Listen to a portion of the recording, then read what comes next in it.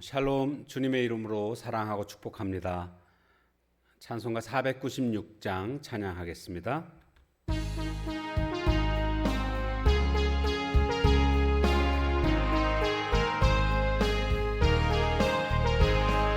새벽부터 우리 사랑함으로써 저녁까지 시를 부려봅시다. 열매 차차 익어 곡식 거둘 때에 기쁨으로 단을 거두리로다. 거두리로다. 거두리로다. 기쁨으로 단을 거두리로다. 거두리로다. 거두리로다. 기쁨으로 단을 거두리로다. 비가 오는 것과 바람 부는 것을 겁을 내지 말고 뿌려봅시다. 이를 맞춰놓고 곡식 거둘 때에 기쁨으로 단을 거두리로다. 거두리로다. 거두리로다. 기쁨으로 단을 거두리로다. 거두리로다. 거두리로다. 기쁨으로 단을 거두리로다. 아멘. 하나님 말씀 요한계시록 16장 10절에서 끝절 21절까지입니다. 또 다섯째 천사가 그 대접을 짐승의 왕좌에 쏟으니 그 나라가 곧 어두워지며 사람들이 아파서 자기 혀를 깨물고 아픈 것과 종기로 말미암아 하늘의 하나님을 비방하고 그들의 행위를 회개하지 아니하더라. 또 여섯째 천사가 그 대접을 큰 강 유브라데에 쏟음에 강물이 말라서 동방에서 오는 왕들의 길이 예비되었더라.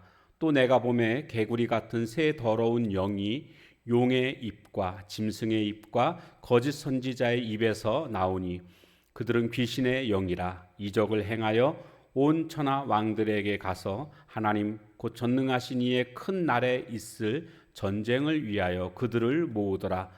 보라, 내가 도둑같이 오리니 누구든지 깨어 자기 옷을 지켜 벌거벗고 다니지 아니하며 자기의 부끄러움을 보이지 아니하는 자는 복이 있도다. 새 영이 히브리어로 아마겟돈이라 하는 곳으로 왕들을 모으더라. 일곱째 천사가 그 대접을 공중에 쏟음에 큰 음성이 성전에서 보좌로부터 나서 이르되 되었다 하시니 번개와 음성들과 우레소리가 있고 또 큰 지진이 있어 얼마나 큰지 사람이 땅에 있어 온 이래로 이같이 큰 지진이 없었더라.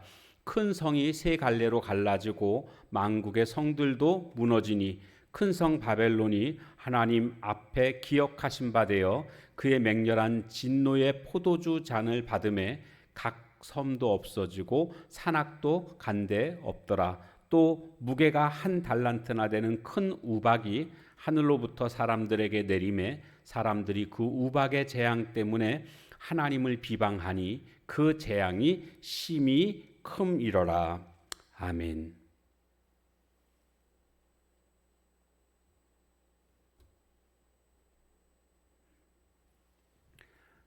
자, 이제 마지막을 향하여 지금 가고 있습니다. 5번째부터 7번째 재앙이 끝나게 되면 이제 인간의 역사가 끝이 나게 되고 하나님의 심판이 완성되는 순간이기도 합니다. 자, 10절부터 보니까 다섯째 천사가 대접을 쏟게 되는데 짐승의 왕자에 쏟으니, 짐승의 왕자는 적그리스도의 어떤 중심지라고 할 수가 있습니다. 그래서 쏟게 되니까 어두워지게 됩니다. 그리고 고통이 얼마나 큰지 자기 혀를 깨물게 되는 이 정도의 큰 고통이 찾아오게 됩니다. 그런데 이 정도 고통을 당하게 되면 사람들이 보통 회개하는 그런 모습들이 있어야 되지 않을까요?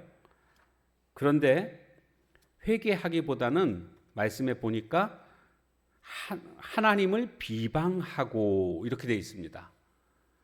자신이 하나님을 배반하고 하나님을 믿지 않는 까닭에 당하고 있는 이 고통 속에서 오히려 하나님을 향하여 비방하고 있는 이런 모습, 이것이 범죄한 인생의 적나라한 모습이라고 할 수가 있습니다. 죄악된 인간들의 본래의 모습이 바로 이런 모습이구나라는 것을 깨닫게 됩니다. 우리 주변에 보면 혹시 하나님을 향하여서 이렇게 비방하는 사람들이 있지 않습니까? 어떻게 보면 가련한 인생이라는 생각이 드는데 우리가 어떻게 그들을 도울 수 있을까? 우리의 숙제이기도 합니다. 자, 12절 보면 여섯 번째 천사가 이제 대접을 쏟게 되는데 큰 강 유브라데에 쏟게 되자 강물이 다 마르게 됩니다. 그리고 이제 동방에서 오는 왕들의 길이 예비되었더라. 동방에서 오는 왕들, 이것은 바로 이제 하나님을 대항하는 그런 세력들이라고 말할 수가 있습니다. 이들이 지금 이제 길이 예비되었고 그 다음에 보면 그들이 이제 하나님과 대적하기 위해서 싸우기 위해서 몰려드는 장면을 우리는 이제 보게 될 것입니다. 이렇게 세상 권력들이 성도들을 그리고 하나님을 대적하는 이와 같은 모습. 그런데 특별한 일이 여기서 또 생기게 되는데 개구리 같은 새 더러운 영이 용의 입과 짐승의 입과 거짓 선지자 입에서 나옵니다. 용, 짐승, 거짓 선지자는 이것은 바로 사탄의 삼위일체라고 할 수가 있습니다. 개구리같이 아주 더러운 영이 그 입에서 이렇게 나왔는데 그들이 이적을 행하게 됩니다. 이적을 행한다는 것은 미혹하기 위함입니다. 많은 사람들이 이적 때문에 또한 미혹당할 것임을 또 예상해 볼 수가 있고요. 이들이 또 온 천하 왕들을 가서 모으게 됩니다. 하나님과 대적하자, 싸우자 이겁니다. 이들이 지금 이렇게 큰 세력을 이루어서 하나님을 대항한다 할지라도 아무리 그들이 많은 왕들이 동참한다 할지라도 하나님을 이길 수는 없습니다. 오늘 우리도요, 하나님의 승리, 최후 승리, 이것은 곧 오늘 우리들도 승리할 수 있다라는 것을 우리는 확신하게 됩니다. 왜요? 하나님이 승리하시니까 우리도 승리하게 되는 것입니다. 그런데 이와 같은 파상적인 공격에 우리는 그러면 어떻게 대비해야 될까? 성도들은 어떻게 준비해야 될까?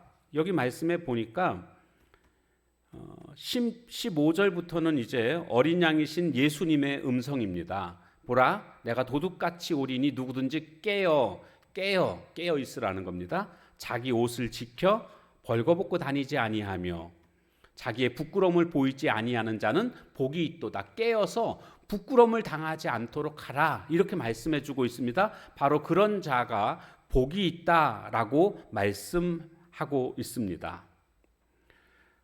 주님이 도둑같이 온다라고 말씀하고 있지 않습니까? 그러니까 언제 오실지 모릅니다. 문제는 언제 오실지 모르기 때문에 잘 준비해야 한다라는 것을 말씀해 주고 있습니다. 그러니까 언제 오시더라도 주 예수여 어서 오시옵소서 하고 주님을 맞이할 수 있는 그런 준비가 되어 있어야 하는데 여기 준비라는 것은 깨어 있으라는 것입니다. 깨어 있으라는 게 무슨 뜻일까요? 믿음을 지키면서 주님과 가까이 그렇게 살아가는 삶을 살라, 그런 뜻일 것입니다. 그래서 오늘 우리가 마지막 때가 가까울수록 더욱더 잘 준비하는, 믿음으로 무장하고 그렇게 영적으로 깨어있는 모습들이 될 때에 그런 자가 복이 있는 사람이다라고 성경에서는 말씀하고 있습니다.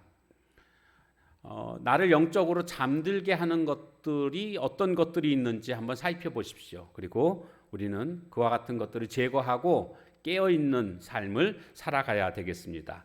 이제 7번째 대접이 쏟아지게 되는데 어디에 쏟아지는가 보니까 공중에 쏟아집니다. 공중은요, 그 용과 짐승의 권세 잡고 있는 장소가 공중입니다. 그래서 공중 권세 잡은 자라는 말을 들어보셨을 겁니다. 바로 마귀가 바로 그런 자인데 그 공중에다가 대접을 쏟았습니다. 결정적인 타격을 입히기 위함이다라는 것을 짐작해 합니다.